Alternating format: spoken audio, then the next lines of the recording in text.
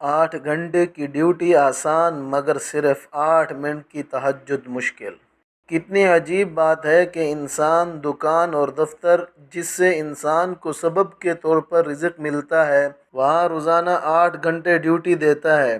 اے انسان، جس سبب سے تجھ کو رزق ملتا ہے اس سبب پہ محنت کرنے میں روزانہ 8 گھنٹے لگاتا ہے، مگر مسبب الاسباب جہاں سے بغیر سبب کے رزق ملتا ہے اس کے سامنے دامن پھیلانے کے لیے تجھے 8 منٹ کی بھی فرصت نہیں۔ کیا کبھی کسی نے اللہ تعالیٰ کے سامنے 8 منٹ تہجد کے وقت دامن پھیلایا ہے؟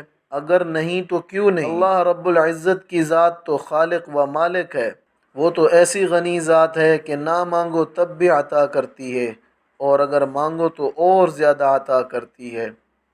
اس دنیا میں جتنی بھی مخلوقات ہیں سب کے تمام احوال اللہ کے سامنے ہیں، اس کے باوجود بھی اللہ تعالیٰ اپنے ماننے والوں کو بھی دیتے ہیں اور ان کے ساتھ ساتھ اپنے نہ ماننے والوں کو بھی نوازتے ہیں۔